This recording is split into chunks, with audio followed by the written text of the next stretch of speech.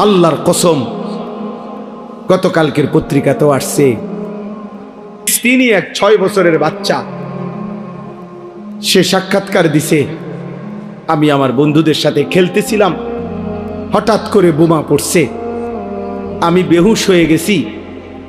আমার যখন হুঁশ আসছে, 6 বছরের মাসুম বাচ্চা বলতেছে, আমি হুঁশ ফিরে আসার পরে দেখি আমার ডান হাতটা নাই, আমার হাত আমার কাছে নাই, আমি আর হাত খুঁজে পাই নাই। কত অনাথ, কত অসহায়, কত বাচ্চা বাবার স্নেহ, মায়ের আদর থেকে বঞ্চিত। প্রিয় বন্ধু, প্রিয় ছেলেরা আমার, বাবারা আমার, ইনসাফের সাথে ভাইব। এই পৃথিবীতে এই মুহূর্তে রানিং মুসলমানের পবিত্র লাশ আমার আঘাতে উপরে উঠে টুকরা টুকরা হয়ে ছিন্ন ভিন্ন হয়ে গেছে। ফিলিস্তিন যেন আরেকবার উহুদের ময়দান দেখাইছে যুবক। সেই আমিরে হামজার পবিত্র লাশ যেভাবে উহুদের যুদ্ধের মধ্যে কাইটা টুকরা টুকরা করা হয়েছে, ফিলিস্তিন গাজার জমিনে আবার ইমানদার মুসলমান ওইরকম ছিন্ন ভিন্ন লাশ দেখাইছে। এমন দুর্বিষহ মুসলমানের যখন হালাত, মা যখন কাঁদে, শিশু যখন কাঁদে, রক্তের উপরে যখন ইমানদার গড়াগড়ি খায়, এই যুবক, এই অবস্থায় তুমি উলঙ্গ ছবি দেখো, মোবাইল দেখো, নাচ দেখো, একটা সাজদা দাও না, এটা ইনসাফ না যুবক, এটা মুসলমানের বাচ্চা হইতে পারে না, এটা ইমানদারের সন্তান হইতে পারে না। বেটা তুই, বেটা তুই কোনো মানুষের বাচ্চা না বেটা, তোর ভিতরে কোনো ইনসানিয়ত বলতে, মনুষ্যত্ব বলতে বলতে কিচ্ছু নাই বেটা। তোর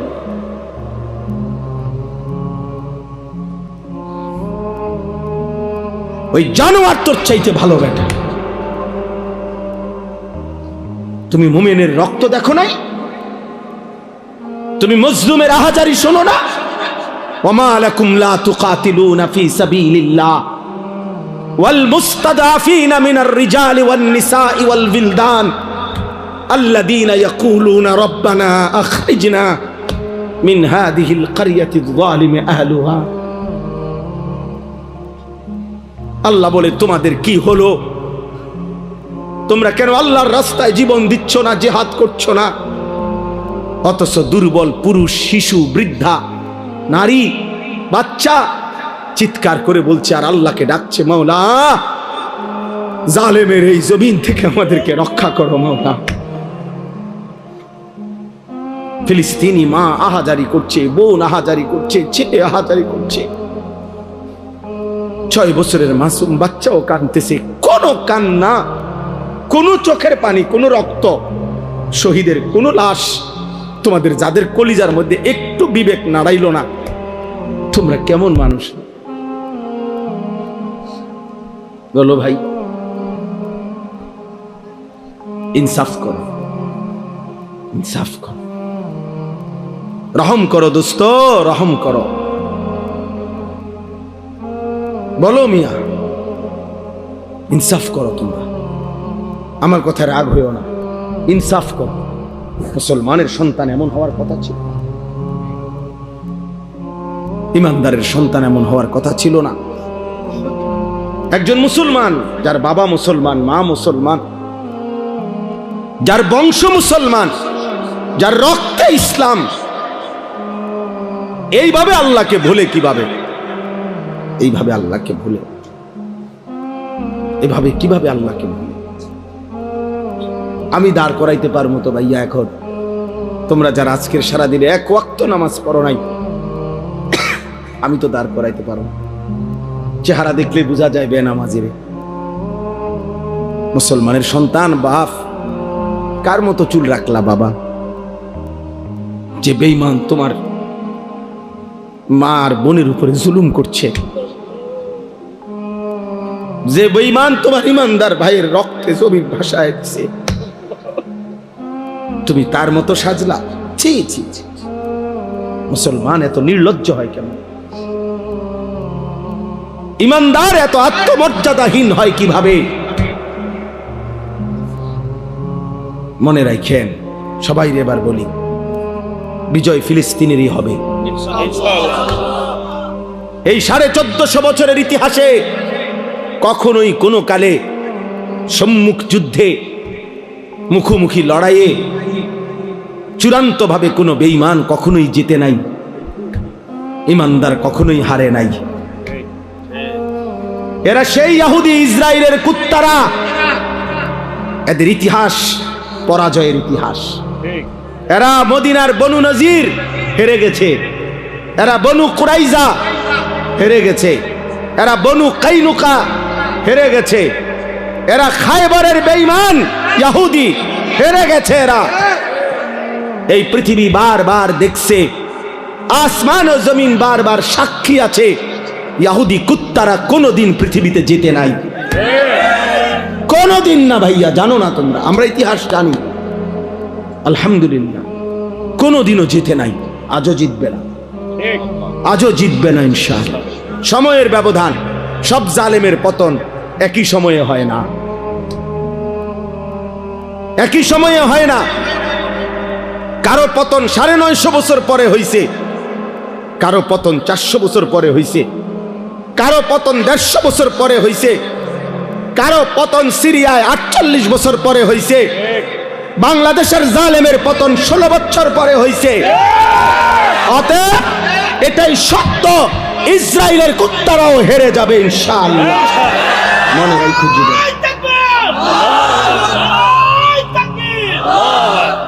এতে কোনো সন্দেহ নাই, এতে কোনো সন্দেহ নাই। কিন্তু দেখার বিষয় হলো আল্লাহ তাআলা ঈমানের বিজয় দিবে, ঈমানের বিজয় দিবে। ফিলিস্তিন হারে নাই, মাটির নিচে হাজার হাজার মুজাহিদ অক্ষত আছে, মুজাহিদ জেগে আছে, ঈমানদার জেগে আছে। অতএব যুদ্ধের চূড়ান্ত ফয়সালা মুমিনের বিজয়, ফিলিস্তিনের বিজয়। কিন্তু দেখার বিষয় হলো আল্লাহর দ্বীনের জন্য তুমি কাজে লাগলা কিনা। বিজয় আল্লাহ করাবেনি, বিজয় হবেই হবে, কোনো সন্দেহ নাই ইনশাআল্লাহ। তো তুমি ইসলামের জন্য কাজে লাগলা কিনা। আমার যুবক, তুমি নষ্ট হইও না, আমার নওজোয়ান তুমি নষ্ট হইও না। আমি এইমাত্র বলছি, আজকে আমাদের পূর্বপুরুষ, আলহামদুলিল্লাহ আমাদের দাদারা বাবারা, আমাদের জেনারেশন, আমরা যারা 40-45 বছরের বয়সী, আমাদের পূর্বপুরুষ দাদা বাবা আকসারি দিনদার ছিল, 3 পুরুষ দিনদার ছিল।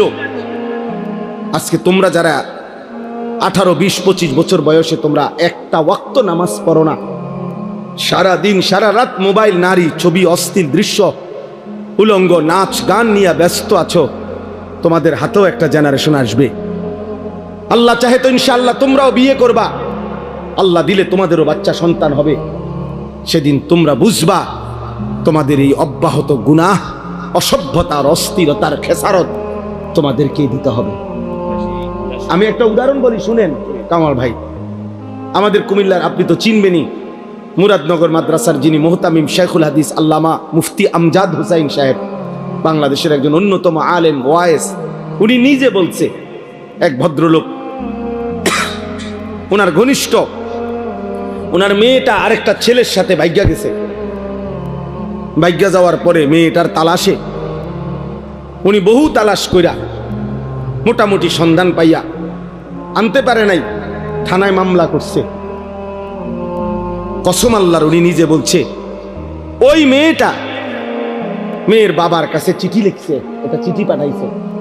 চিঠির মধ্যে মেয়ে স্পষ্ট লিখছে, আপনারা দুইজন যে কাজটা করেছিলেন অবিকল আমি তো তাই করলাম, এখন আমার বেলায় পুলিশ পাঠালেন কেন? আমার বেলায় থানায় মামলা কেন? আপনারা বাপ মা তো ভাগ্যা গিয়েই বিয়ে করছেন, এখন আমার বেলায় থানায় পুলিশ পাঠালেন কেন, মামলা দিলেন কেন? ওই বাবা অঝরে কাঁদছে যে হ্যাঁ, আমার সন্তান আমার বেইজ্জতি আমারে শোধ দিয়া দিল। আমার পাপ আমারে বুঝায় দিল, ফিরায় দিল আমার সন্তান। এই জন্য প্রিয় সন্তান, মনে রাখো, আমার কাছে আরবি কিতাব আছে, ইমাম ইবনুল কাইয়িম আল জাওজি রাহমাতুল্লাহ আলাইহির কিতাব আদ-দা ওয়াদ-দাওয়া কিতাবের নাম। এই কিতাব রোগ এবং তার ঔষধ, গুনাহের ব্যাপারে, অনেক গুনার ব্যাপারে উনি আলোচনা করছেন। তো ওইখানে জিনা, ব্যভিচার, নারীর সাথে অসভ্যতা, অশ্লীলতার ব্যাপারে যে আলোচনা করছেন, ওইখানে একটা বাণী আছে, আমি দাগ দিয়ে রাখছি। ইমাম শাফিঈ রাহমাতুল্লাহ আলাইহি বলছে, বিশ্ববিখ্যাত ইমাম, 4 মাযহাবের একজন ইমাম, হানাফি শাফিঈ আমরা বলি না, এই ইমাম শাফিঈ রাহমাতুল্লাহ আলাইহির একটা বাণী, উনি বলছেন আজ-জিনা কারজুন। ইমাম শাফিঈ রাহমাতুল্লাহ আলাইহি বলছে, যুবক ছেলেরা, বাবা শোনো, উনি বলছে জিনা এবং ব্যভিচার এটা করজ, এটা ঋণ। ঋণ যেমন সুদ দিতে হয়, তোমার এই অসভ্যতা, ব্যভিচার তোমার ফ্যামিলির কাউকে না কাউকে দিয়ে সুদ দিতে হয়। আল্লাহর কসম, তোমার যদি বিশ্বাস না হয়, এই কিতাব আমি দেখাবো, এবং এই কিতাবের বাংলা অনুবাদও আছে। তোমারে সুদ দিতে হবে, যদি তওবা না করে ফিরে না আসে, আল্লাহ যদি মাফ না করে, তাহলে এটা কি দিতে হবে? সুদ। এটা ঋণ। আজ-জিনা কারজুন, জিনা এবং ব্যভিচার কারজ, ঋণ, ঋণ। অতএব দোস্ত আমার, বন্ধু আমার, প্রিয় সাথী আমার, মজলুমের দিকে আরেকবার তাকাও, ইমানদারের খণ্ড বিখণ্ড লাশের দিকে আবার তাকাও, গাজা ফিলিস্তিনের মজলুম মার দিকে আবার তাকাও, আরেকবার নিজের দিকে তাকাও। এমন মুহূর্তে একজন মুসলমান সন্তান এমন করা, নামাজ নাই, সেজদা নাই, আল্লাহ নাই, রসুল নাই, এগুলো কার মতো তোমরা চুল রাখলা? কারে তোমাদের প্রিয় মানাইরা? কার লেবাস, কার পোশাক তোমাদের পছন্দ হইল? দোস্ত আমার, কোন খেলোয়াড়ের গেঞ্জি পরলা? সে মুসলমান? আর্জেন্টিনার খেলোয়াড় মুসলমান, ব্রাজিলের খেলোয়াড় মুসলমান, তো সে তোমার পছন্দ হলো কেন? মেসি তোমার প্রিয় হবে কেন? এ তো পত্রিকা আসছে, ওর 2টা বাচ্চা হওয়ার পরে, যে মহিলার থেকে 2টা বাচ্চা হয়েছে, তার 9 বছর পরে ওই মহিলারে বিয়ে করছে, 2টা বাচ্চা লইয়া। হ্যাঁ, এটা তো আমি নিজ চোখে দেখছি ব্যাপারে। 9 বছরের অবৈধ মেলামেশায় 2টা বাচ্চা হয়েছে, এরপরে 2 বাচ্চা লইয়া হে ওই মহিলারে বিয়ে করছে। 9 বছর পরে বাচ্চা হয়েছে, আরো 9 বছর আগে। এত বড় অসভ্য কোন মুসলমানের সন্তানের মডেল হইতে পারে? তো তোমার চুল তার মতো হবে কেন? সামান্য বিবেকও কি থাকবে না মিয়া? বলো। হাইসো না বাপ, হাইসলে মনে রাখো তুমি প্রতিবন্ধী, মূলত তোমার তার সিরা। এই জন্য কোনো কথাই তোমার উপরে আসর করে না, কারণ মাতাল এমনই হয়, যার তার সিরা পাগল, সে সব কথাই হাসে, কারণ তার তো তার সিরা নাই। তো বিবেকের দংশন থাকা উচিত, নাই তো বিবেকের মধ্যে একটু অনুশোচনা আসা উচিত যে আমার কি করণীয় এই মুহূর্তে পৃথিবীতে। 1948 সালে ব্রিটিশ এই ফিলিস্তিন ভূখণ্ডের তাদের অধিকার ছেড়ে দিছিল। 1948 সালে ইসরায়েলের এই বেঈমানরা অবৈধভাবে তাদের এই রাষ্ট্র ঘোষণা দিয়ে সেদিন থেকে মুসলমানদের উপরে ফিলিস্তিনে জুলুম শুরু করেছে। আমার ভাই, আজকে 77 বছর। কসম আল্লাহ, তুমি এখন ক্যালকুলেটর লাগাও, 1948 থেকে 2025, 77 বছর এক টানা মজলুম ফিলিস্তিনি রক্ত দিচ্ছে, জীবন দিচ্ছে। 1947 ইংরেজিতে ব্রিটিশ যখন এই ভারতীয় উপমহাদেশ থেকে চলে যায়, তখন র্যাডক্লিফ ব্রিটিশ একজন গবেষক, সে এই দেশ মানে এই ভারতের হিন্দুস্তানের মানচিত্র আইকা দিছিল। এক অংশে হিন্দুস্তান, এক অংশে পাকিস্তান, কিন্তু কাশ্মীর সংখ্যাগরিষ্ঠ মুসলমানের একটা এলাকা, ওইটার কোনো সমাধান দিয়া যায় নাই তারা, এটা কোন অংশে। এই 47-এর পর থেকে আজকে 78 বছর এক টানা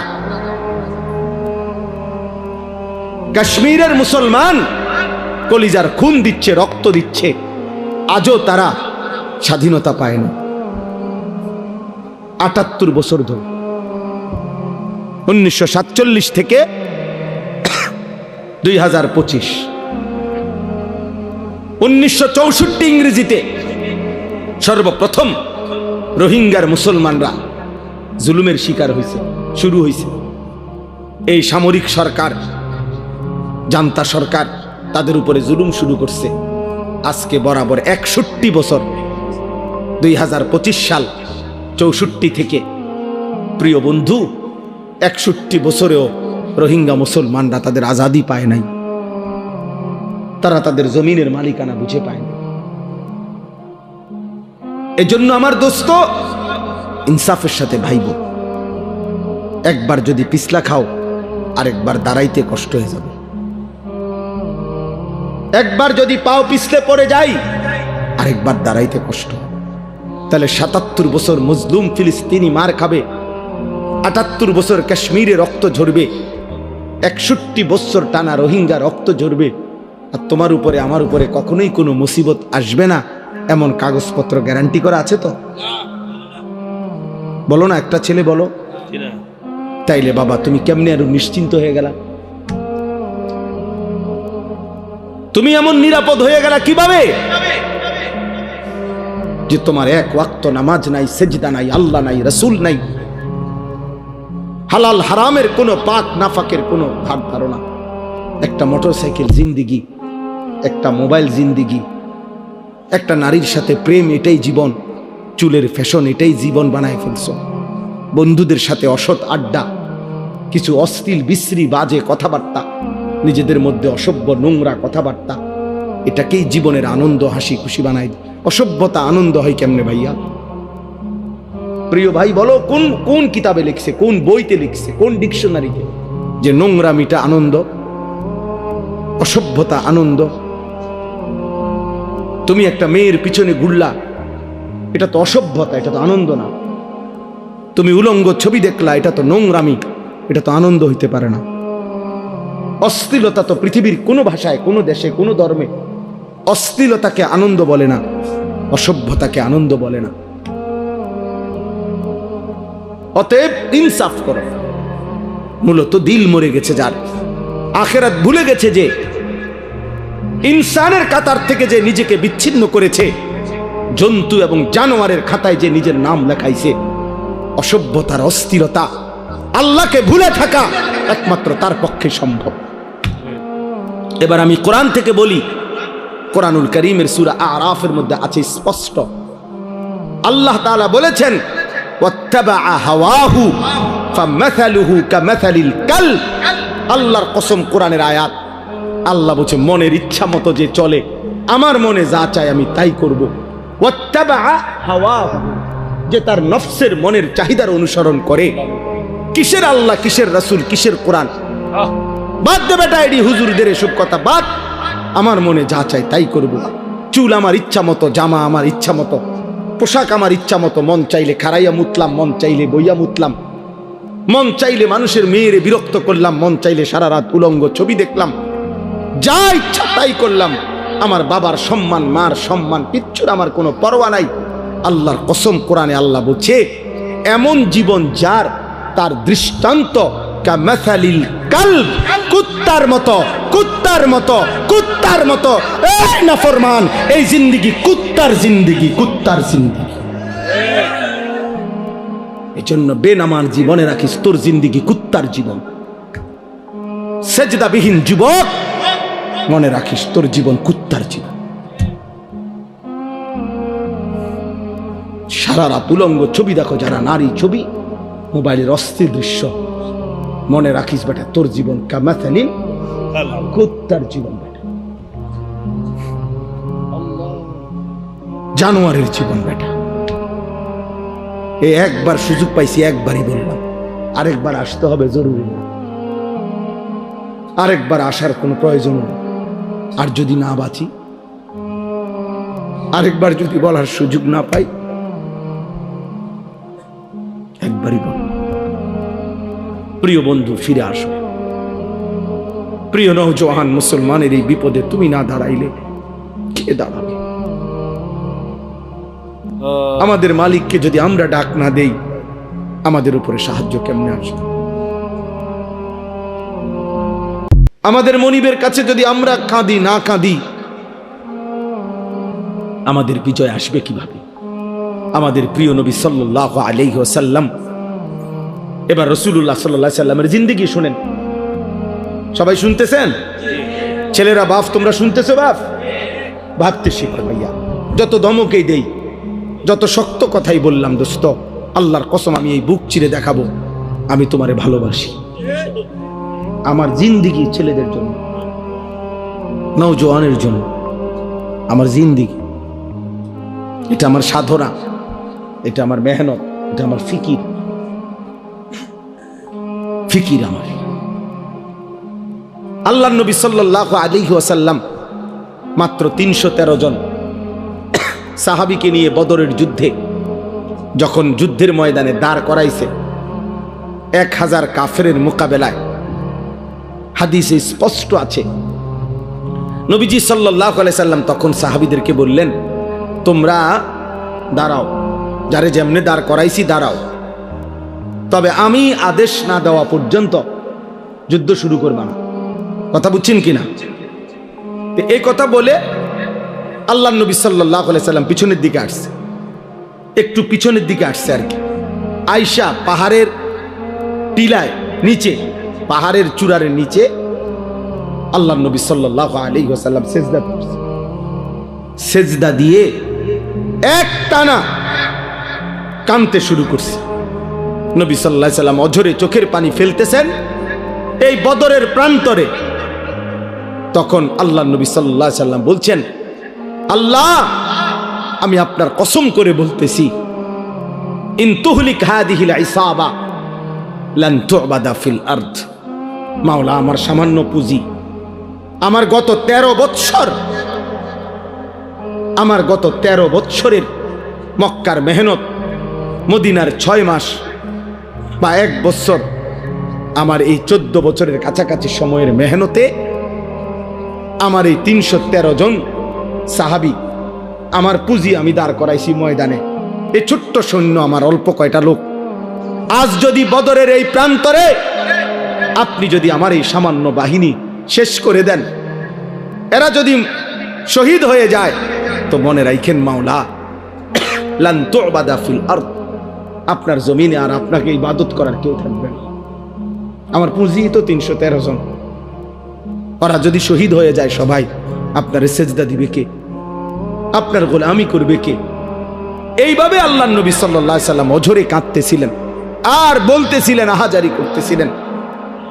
আল্লাহ রাব্বুল আলামিন ঠিক তখন জিব্রাইল পাঠাইয়া নবী সাল্লাল্লাহু আলাইহি সাল্লামকে সরাসরি জানায় দিয়েছেন, বন্ধু, ফাস্তাজাবা লাহুম রাব্বুহুম, আপনার দোয়া আমি কবুল করেছি। আমি আল্লাহ আসমান থেকে এই মুহূর্তেই জিব্রাইলের নেতৃত্বে 1020 ফেরেশতার কাফেলা আপনার সাহায্যে পাঠাচ্ছি। আন্নী মুমিত্তুকুম বিআলফিন মিনাল মালাইকাতি মুরদিফিন, আমি এক্ষুনি পাঠাচ্ছি। আপনার সাথে, আপনার সাহাবীদের সাথে কাঁধ মিলিয়ে ফেরেশতারা যুদ্ধ করবে। বদরের যুদ্ধে আল্লাহ তাআলা মুমিনের বিজয় দান করছেন, বিজয় দান করছেন। তাহলে এই জন্য ভাইয়া, প্রিয় ভাই আমার, রাসূলুল্লাহ সাল্লাল্লাহু আলাইহি ওয়াসাল্লাম চোখের পানি ফেলছেন আল্লাহর নবী সাল্লাল্লাহু আলাইহি ওয়াসাল্লাম। আজকে আমরা তো কমপক্ষে চোখের পানিটা তো ফেলতে পারি।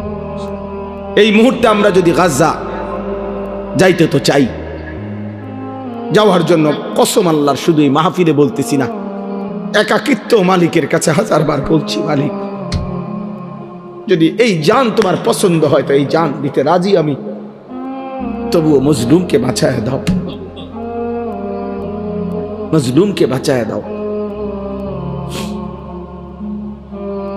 যে সারা বাংলাদেশ ব্যাপী যখন মিছিল হয়েছে আমাদের, সবাই আমরা মিছিল করছি আলহামদুলিল্লাহ, আমরাও মিছিলে গেছি, আমরাও মিছিল। আমার ছোট ছেলে, আমার 2 ছেলে, আমার বড় ছেলে 13 বছর, ওরে আমি সাথে নিছি, তা আমার 7 বছরের ছোট ছেলে, এই যে আমাদের সারা দেশ একসাথে যে মিছিল করলাম আমরা,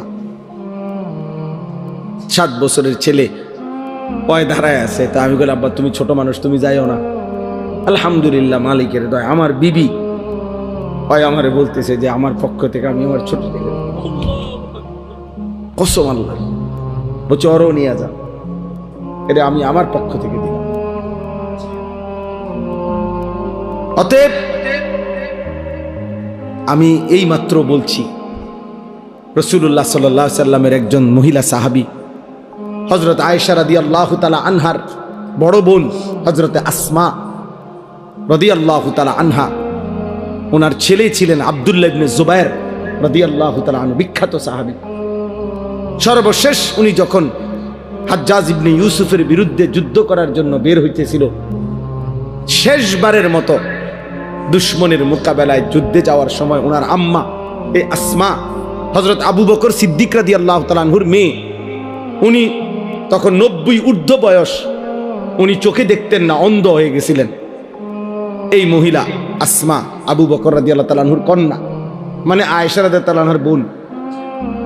তো আব্দুল্লাহ ইবনে জুবায়ের ওনার ছেলে, উনি যুদ্ধে যাবে, শেষবারের মতো মার কাছে আসছে বিদায় নিতে।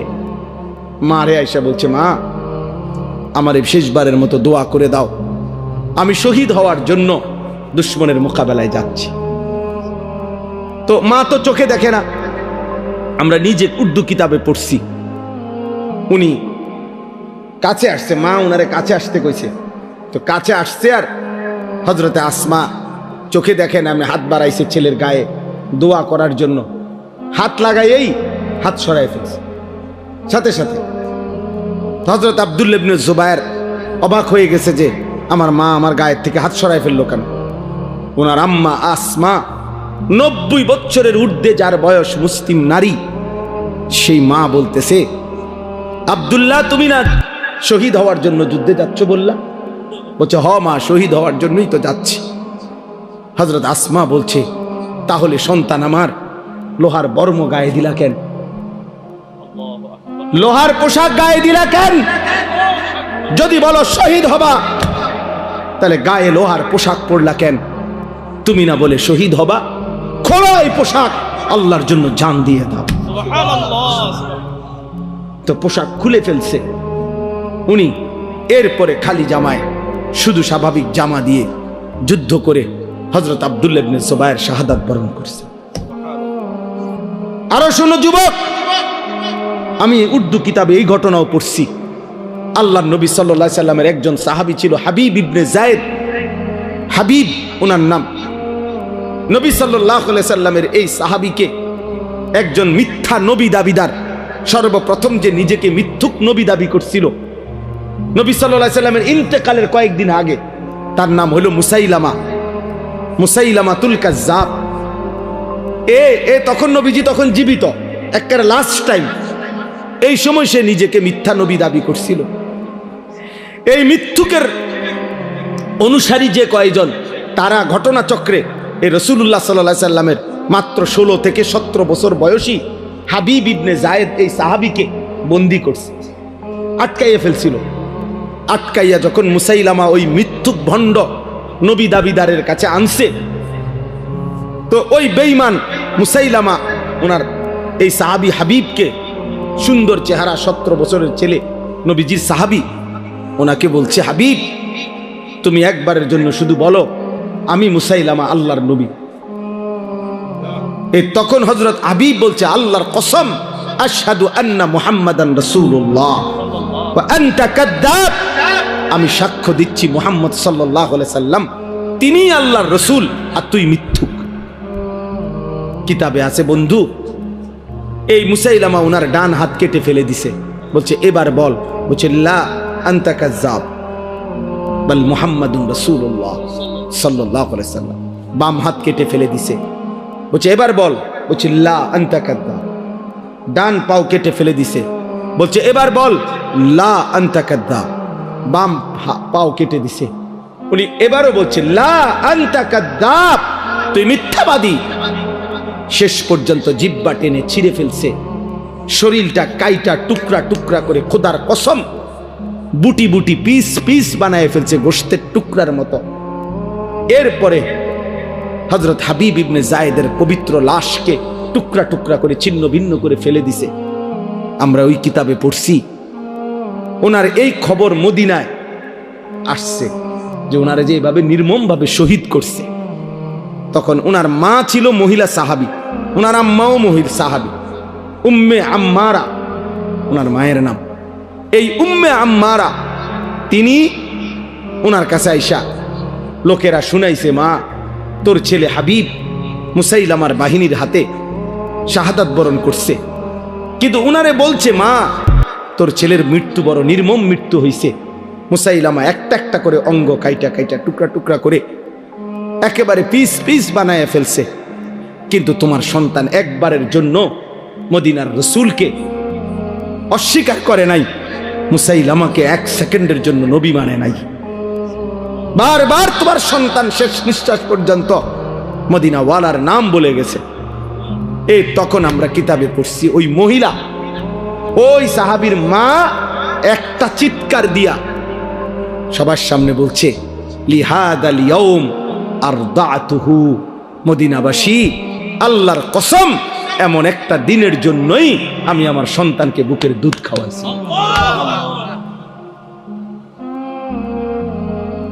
বুকের দুধ খাওয়াইছি। অতএব বাবা, এক মা তার পবিত্র দুধের সৌভাগ্য বলতেছে যে সন্তান আমার দুধের হক আদায় করছে, আমার বুকের দুধের হক আদায় করছে, আল্লাহর জন্য জান দিছে। আজকে তোমাদের মারাও 2 বছর তোমাদেরকে দুধ পান করাইছে, তোমাদের বাবা হাজারো বার তোমাদের মুখে গালে চুমা দিছে, তোমাদের বাবার ঘাম ঝরানো টাকা দিয়ে সংসার চালাইছে। বিনিময়ে মা বাবাকে এত বড় অপমান করো না। রাসূলুল্লাহ সাল্লাল্লাহু আলাইহি ওয়াসাল্লাম 23 বছরে কি পরিমাণ কাঁদছেন, তিনি কাঁদছেন। আমি প্রায় বলি এ কথাটা যে নবী সাল্লাল্লাহু আলাইহি সাল্লাম অসংখ্য উম্মতের আমল নামা দেখে যখন দেখবে পৃষ্ঠার পর পৃষ্ঠা নামাজ নাই, রোজা নাই, হালাল হারামের কোনো অনুভূতি নাই, পাক নাফাক বলতে কিচ্ছু নাই, আহা 30 বছর ফজরের নামাজ পড়ে না এমন উম্মত 40 বছর কোনোদিন হারাম ছাড়া হালাল খায় নাই, সুদের ব্যবসা করে গেছে 40 বছর, দাড়ি কাইটা গেছে 30 বছর, মিথ্যা বলছে 60 বছর বয়স, আমল নামায় দেখা যায় বিড়ি আর সিগারেট ছাড়া কোনো দিন বাকি নাই, গালি ছাড়া কোনো দিন নাই, নাচ গান টেলিভিশন ছাড়া কোনো রাত নাই। আল্লাহর কসম নবী সাল্লাল্লাহু আলাইহি সাল্লাম ওই উম্মতের দিকে তাকাইয়া চোখের পানি ফেলে নবীজি বলবে, উম্মত আমার 23 বছরের চোখের পানি, আমার তায়েফের রক্ত, আমার উহুদের দান দান শহীদ, বিনিময়ে এই আমল নামা।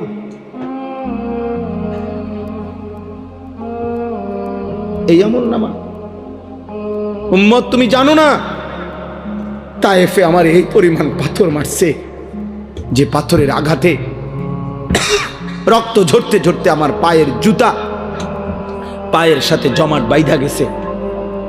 হযরত যায়েদ বলছে, রাসূলুল্লাহ সাল্লাল্লাহু আলাইহি ওয়াসাল্লামের জুতা মুবারক পায়ের সাথে জমাট বাইধা গেছে রক্তে। নবীজি জিজ্ঞেস করবে, উম্মত এতটা রক্ত ঝরাইলাম, উহুদের ময়দানে দান দান শহীদ করলাম, ক্ষুধার কষ্টে পেটে 2টা পাথর বাঁধলাম, সারা রাত দাঁড়িয়ে আম্মা জান আয়েশা রাদিয়াল্লাহু তাআলা আনহা নবীজির স্ত্রী বলছেন, আমার ভাই আমি শেষ করে দিচ্ছি, নবীজির স্ত্রী আম্মা জান আয়েশা রাদিয়াল্লাহু তাআলা আনহা বলছেন, আমি আমার রাসূলকে দেখছি এশার নামাজের পরে একটু পরেই তিনি দাঁড়াইছে, ফজরের নামাজের আজানের আগ পর্যন্ত এক দাঁড়ানোতে, আল্লাহর কসম উম্মতের জন্য এক দাঁড়ানোতে চোখের পানি ফেলে কাঁদছে আর দোয়া করছে। হাত্তা তাওয়াররামাত কাদামাহু, দুইটা পাও ফুলে ফুলে গেছে। নবী সাল্লাল্লাহু আলাইহি সাল্লাম এই আমল নামা দেখবে, দেখে বলবে, উম্মত, আমার এত চোখের পানি, আমার এত কান্না, তায়েফের এত রক্ত, উহুদের দান দান শহীদ করা, পেটে পাথর বাঁধা ক্ষুধার কষ্টের বিনিময়ে, এই বিনিময় যদি কোনো বাবা তার ছেলেকে বলে, বাপ, গত 12টা বছর আমি তোরে জমি বিক্রি করছি, ভিটা বিক্রি করছি, আমার একটা হালের বলদ ছিল, এটা বেচা ফেলছি, আমার একটা মোটর সাইকেল ছিল, আমি এটা বিক্রি করে দিছি, তোর মায়ের কদ্দুর গহনা ছিল, আমি সেই গহনাটাও বিক্রি করে গত 6 বছর তোর ঢাকা শহরে পড়ালেখার, ইউনিভার্সিটির পড়ালেখার যাবতীয় খরচ আমি বাপ দিছি, বিটাটা পর্যন্ত বিক্রি করে দিছি, বন্ধক দিয়ে দিছি, বিনিময়ে আজ 6 বছর পরে তুই এই কি ফলাফল আনলা, এখানে ফেল। এই বাপ কি কাঁদবে না তখন? কথা বলেন না কেন? তো নবী সাল্লাল্লাহু আলাইহি সাল্লাম তো জিজ্ঞেস করবে, উম্মত, আমার 23 বছরের চোখের পানি, রক্ত, আমার ক্ষুধার কষ্টের বিনিময়ে এই তোমার চুল, এই তোমার পোশাক, এই তোমার আমল নামা, কি জবাব দিবেন? হ্যাঁ, কি বলে? এইখানে এই আয়াত আমি পড়ছি, এই আয়াত রাসূলুল্লাহ সাল্লাল্লাহু আলাইহি সাল্লামের জন্মেরও বহু আগে হযরত ইব্রাহিম আলাইহিস সালাম তিনি আল্লাহর কাছে দোয়া করছেন, আল্লাহ, আমি সারাটা জীবন আমি আপনার কাছে আমার ভালোবাসা মহব্বতের পরীক্ষা দিছি। ওয়া ইযিবতালা ইব্রাহিমা রাব্বুহু বিকালিমাতিন ফাআতাম্মাহুন্না, আল্লাহ ইব্রাহিম আলাইহিস সালামকে বহু পরীক্ষা করছে, বহুবার। প্রত্যেক পরীক্ষায় ইব্রাহিম আলাইহিস সালাম গোল্ডেন এ প্লাস পাইছে, ফাআতাম্মাহুন্না, উত্তীর্ণ হয়েছে ইব্রাহিম আলাইহিস সালাম প্রত্যেকবার। ছোট্টবেলা থেকে নিয়ে এই যতবার পরীক্ষা করছে, প্রতি পরীক্ষায় উত্তীর্ণ হওয়ার পর তাফসীর মাআরিফুল কোরআনে আমি পড়ছি, আল্লাহ তাআলা 70 বার ইব্রাহিম আলাইহিস সালামকে মোট পরীক্ষা করছে। কোন বর্ণনায় আছে 40 বার, কোন বর্ণনায় আছে 30 বার। এই 70 বারের পরীক্ষায় প্রত্যেকবারে তিনি পাশ করছেন। 70 বারের পরে আল্লাহ তাআলার কাছে ইব্রাহিম আলাইহিস সালাম দোয়া করার সুযোগ পাইছিলেন, দোয়া করার, কিছু চাইবার। আল্লাহ বলছিল, ইব্রাহিম, 70টা বছর তুমি, 70 বার আমি তোমারে পরীক্ষা করেছি, শেষ পর্যন্ত আপন সন্তান জবাই করতে বলছিলাম, সেটাতেও তুমি পাশ করছো। আমার ঘর বানাইতে বলছি, সেটাতেও পাশ করছো। যাও ইব্রাহিম, এবার কিছু আমার কাছে চাও, আমি দিমু তোমারে। ইব্রাহিম আলাইহিস সালাম তখন আল্লাহর কাছে বলছিলেন, আল্লাহ, আমার জীবনের এই 70টা পরীক্ষার বিনিময়ে, সারা জীবনের আপনার কাছে আমি যা পরীক্ষা দিয়ে পাশ করছি, সবগুলো ভালো ফলাফলের বিনিময়ে আমি আপনার কাছে শুধু একটা জিনিস চাই। কয়টা? একটা জিনিস। তবে মজার বিষয় হলো, মাওলা, সব কিছুই আপনার কাছে আছে অনেক, আমি যেটা চাই সেটা আপনার কাছেও আছে একটা, আপনার কাছেও আছে এক পিস। আমি জানি মাওলা, আমি যেটা চাইবো এখন আমার সারা জীবনের পরীক্ষার বিনিময়ে, ওইটা আপনার কাছে আছেই একটা, আপনার কাছে আরেকটা নাই, আমি জানি। আমি ওইটাই, আপনার কলজাটা চাই, আমি আপনার ওই একটা প্রিয় ধন আমার দরকার, আমি ওইটা নিব।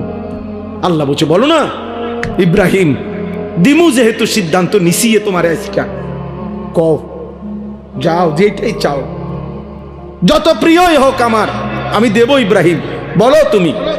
ইব্রাহিম আলাইহিস সালাম তখন এটা চাইছে, রব্বানা ওয়াবআস ফীহিম রাসূলাম মিনহুম, আল্লাহ, আমার সন্তান ইসমাঈলের বংশে আমি ওই শেষ জামানার পয়গম্বর, আখেরি পয়গম্বর, নবী দু জাহাঁ, নবী দু শাহাঁ, নবী দু আলম, ফখরে মওজুদাত, সৈয়দুর রসুল, মুসদ্দিকুর রসুল, নবীউল আম্বিয়া, ইমামুল মুত্তাকিন, ইমামুল মুরসালিন, ইমামুল আতকিয়া, ইমামুল আম্বিয়া, ইমামুল মুরসালিন, খৈরু খালকিল্লাহ মুহাম্মদ আরবি সাল্লাল্লাহু আলাইহি সাল্লাম, আখিরি মুহাম্মদ বন্ধুকে আমি আমার সন্তানের বংশে চাই, আমি মুহাম্মদ চাই। মুহাম্মদ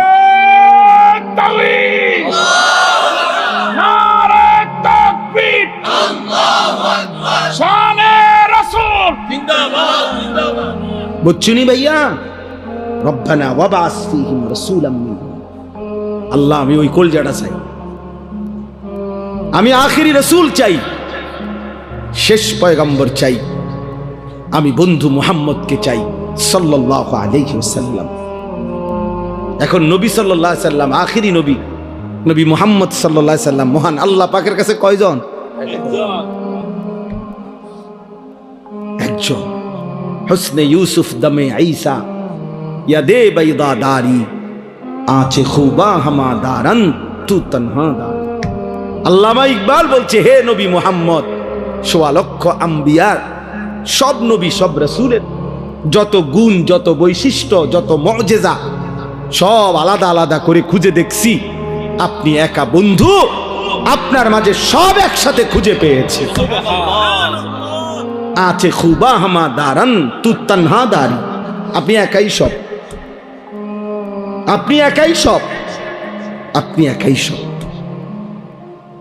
এজন্য আমরা লাকাদ মান্নাল্লাহু আলাল মুমিনিনা ইয বাআসা ফীহিম রাসূলাম মিন আনফুসিহিম, আমাদের জীবনের সবচেয়ে বড় অর্জন আমরা আখিরি রাসূল পেয়েছি। আমাদের জীবনের সবচেয়ে বড় পাওয়া বন্ধু আমরা আখিরি নবীকে পেয়েছি।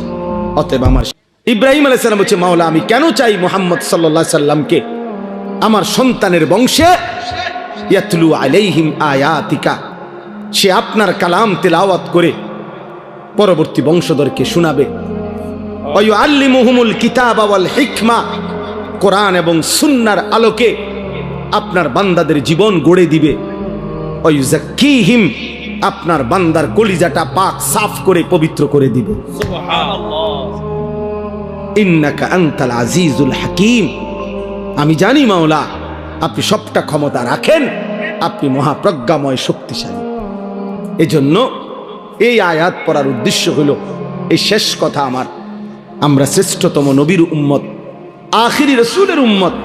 অতএব আমাদের ঈমান, আমাদের আমল, আমাদের তাকওয়া, আমাদের ইখলাস আরো বেশি হওয়া উচিত।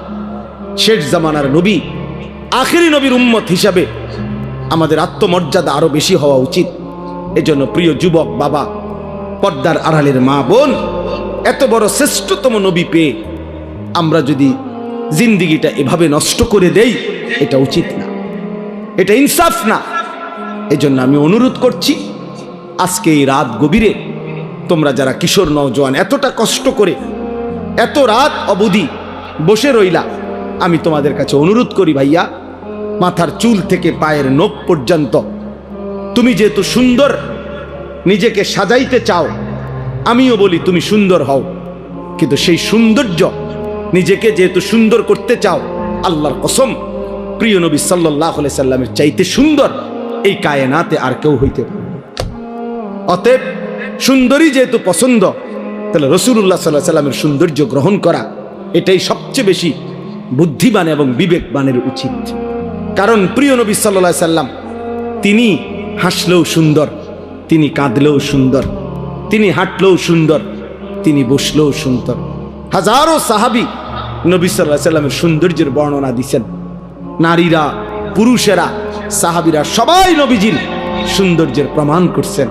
1450 বছর ধরে আপনজন দুশ্মন সবাই নবীজির জীবনী গবেষণা করছে। ইমানদারের কাছেও তিনি শ্রেষ্ঠ, পৃথিবীর সমস্ত কাফের বেঈমানের কাছেও আল্লাহর রাসূল সাল্লাল্লাহু আলাইহি সাল্লাম শ্রেষ্ঠ। তাহলে তিনি বন্ধুর কাছেও শ্রেষ্ঠ, তিনি দুশ্মনের কাছেও শ্রেষ্ঠ। আমাদের নবীর চাইতে শ্রেষ্ঠ কোন দিক থেকে এই পৃথিবীর কোন বেঈমানও কাউকে এই পর্যন্ত প্রমাণ করতে পারে নাই। তাইলে শ্রেষ্ঠতম রাসূল আমার থাকতে তুমি বেঈমানের মতো সাজবা কেন? কেন তুমি সুন্নাত ছেড়ে দিবা? কেন তুমি আল্লাহর রাসূল সাল্লাল্লাহু আলাইহি সাল্লামকে ছেড়ে দিবা? অতএব একটা যুবকও যদি বোঝো, আমি তোমার জন্য বললাম, আমি একজনের জন্য বললাম, একজন।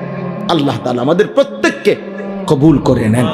ছেলেরা, বাবা, আল্লাহর ওয়াস্তে বাপ, তোমরা আখলাক সুন্দর করো, তোমরা তোমাদের এই চুল স্বাভাবিক বানাও, তোমরা দয়া করে আল্লাহর ওয়াস্তে বন্ধু এই চুল চারিদিকে সমান করে কাটো, এগুলা দাজ্জালের চুল। এই দাজ্জাল ইয়াহুদীদের খোদা, একেবারে পরিষ্কার হাদিসে আছে ভাইয়া। ইয়াহুদীরা যাকে খোদা মনে করে সে দাজ্জাল, দাজ্জালকে। আর আল্লাহ রাসূল সাল্লাল্লাহু আলাইহি ওয়াসাল্লাম বলছে দাজ্জালের চুল হবে এলোমেলো, একেবারে বিশুদ্ধ হাদিস। স্বাভাবিকতার পরিপন্থী যত চুল এগুলা দাজ্জালের চুল। খোদার কসম, রব্বে কাবার কসম, এই মসজিদের ঘরের মালিকের কসম, আল্লাহ রাসূল সাল্লাল্লাহু আলাইহি ওয়াসাল্লাম বলছে দাজ্জালের চুল হবে স্বাভাবিকতার পরিপন্থী। এজন্য এই চুল রাখো না, এই চুল রাখো না, তুমি দুশমনের খপ্পরে পড়ে যাবা।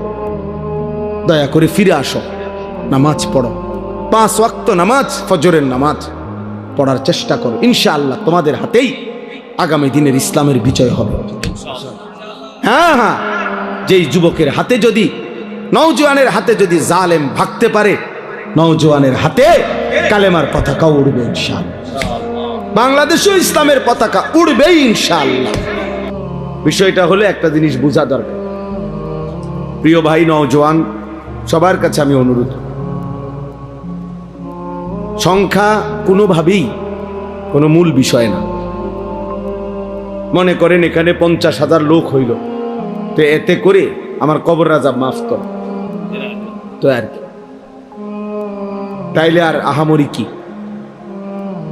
তাইলে সংখ্যা কোনো বিষয় না, সফলতা কিংবা ব্যর্থতার জন্য সংখ্যা কোনো বিষয় না। কোরআনুল কারীমের মধ্যে আছে, আল্লাহ তাআলা বলেন কালিলাম মা তাশকুরুন, শুকর আদায় করে কম, কালিল, কালিলাম মা তাযাক্কারুন। কোরআনুল কারীমে আল্লাহ বলেন আমি আল্লাহর কথা থেকে উপদেশ গ্রহণ করে কম। ওয়া কালিলুম মিন ইবাদিয়াশ শাকুর, আল্লাহ তাআলা বলেন আমার কৃতজ্ঞ শুকরকারী বান্দা হয় কম। তাহলে আল্লাহ তাআলা তো কমের প্রশংসা করছেন কিনা বলে? হ্যাঁ। তাহলে সংখ্যা কম কিংবা বেশি সফলতা কিংবা ব্যর্থতার জন্য কোনো বিষয় না। সবাই চিনতে হবে অথবা চিনে না, এই পরিচিত বা অপরিচিতি এটাও সফলতার কোনো বিষয় না। সবাই চিনলে সফল, সবাই না চিনলে ব্যর্থ, এমন কথা কোরআন সুন্নায় নাই। এটা ইসলামী দৃষ্টিভঙ্গি না। মনে করেন এই কোরআনুল কারীমের মধ্যে 25 জন নবী এবং রাসূলের নাম আছে। কতজন? 25। তাহলে এখন 25 জন নবী এবং রাসূলের নাম আছে। পৃথিবীর অন্যান্য সমস্ত কিতাব একত্র করলে আরো কিছু নবী রাসূলের নাম পাওয়া যাবে। আচ্ছা ধরে নিলাম আরো 100, ধরে নিলাম আরো 200, ধরে নিলাম আরো 300, এত হবে না। তাইলে বাকি নবী রাসূলদের এখন সংখ্যা আমাদের সবাই আমরা মিলে বলি যে 25 জন নবী এবং রাসূলের নাম কোরআনে উল্লেখ হয়েছে। তো নবী এবং রাসূল সর্বমোট 25 জনই তো 1,24,000 এই বর্ণনাটিকে যদি ধরা হয়, এই রাওয়ায়াতটাকে যদি ধরা হয়, তো আসমানের নিচে জমিনের উপরে একেবারে যদি বাড়ি চালানো দেয়, তারপরেও তো 1000 খানিক নবী এবং রাসূলের নাম পাওয়া যাবে না। তাইলে বাকি যে এই লক্ষের উপরে নবী এবং রাসূলদের নাম পৃথিবীর কোনো কিতাবে নাই, কেউ জানে না, তাইলে ওনারা ব্যর্থ বলো না ভাইয়া? তাইলে কি হলো? সবাই চিনতে হবে সফলতার জন্য, এটা জরুরি না, এটা জরুরি না।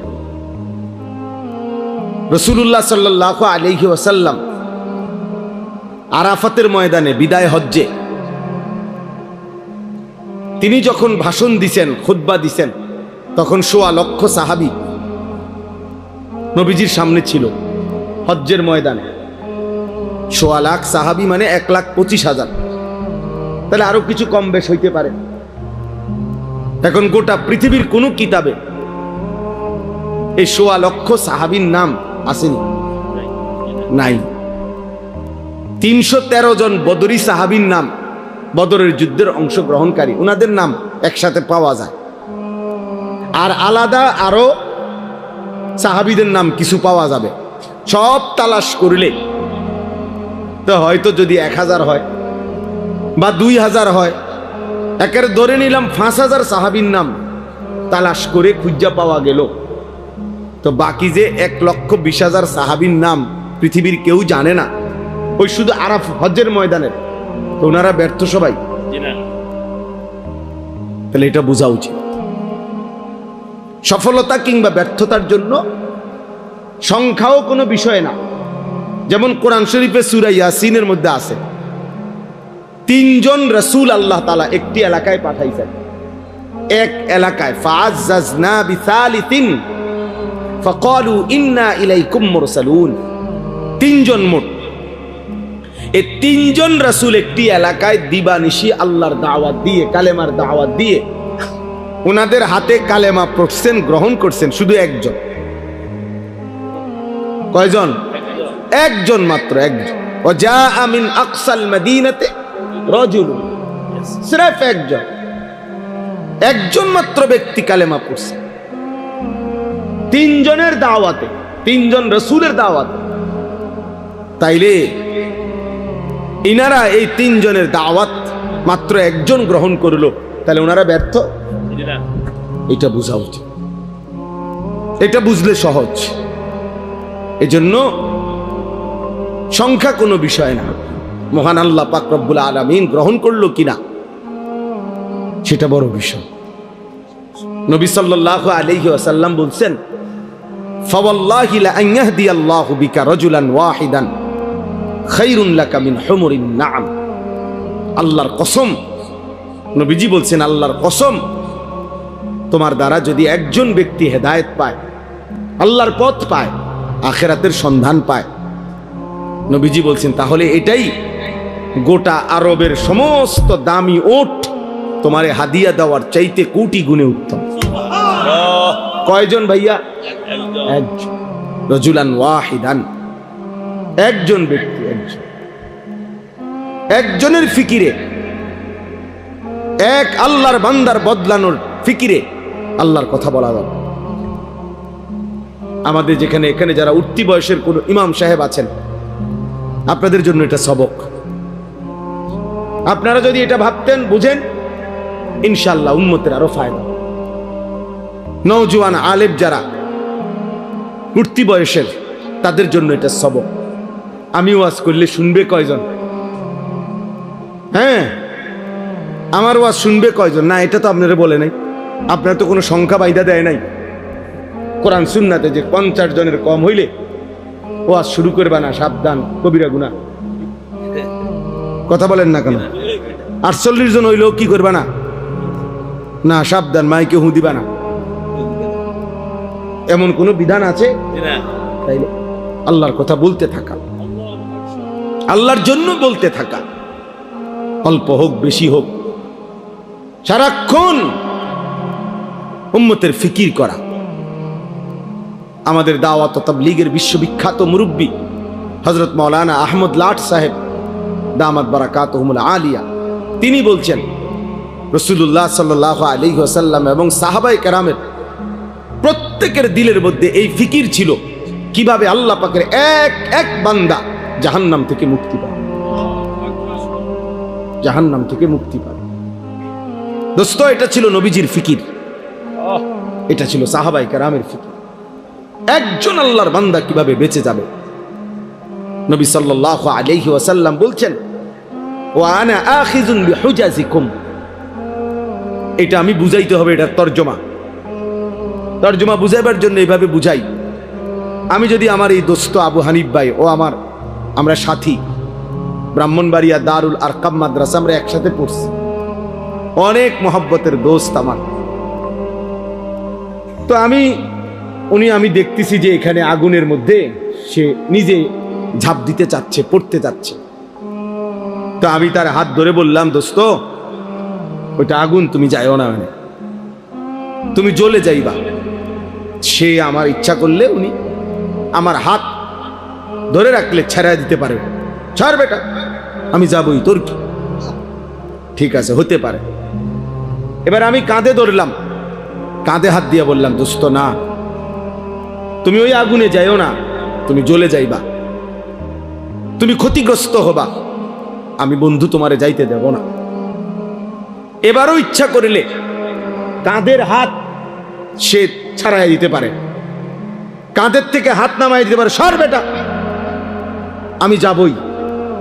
আচ্ছা এইবার যদি আমি এইভাবে কোমরে জড়াইয়া ধরি, কোমরে, যে না দোস্ত আমি তোরে যাইতে দেব না, ওই আগুনে পড়তে দেব না, তাইলে ছেলেরা বাবা তোমরা শোনো, তাইলে নিয়ম কি?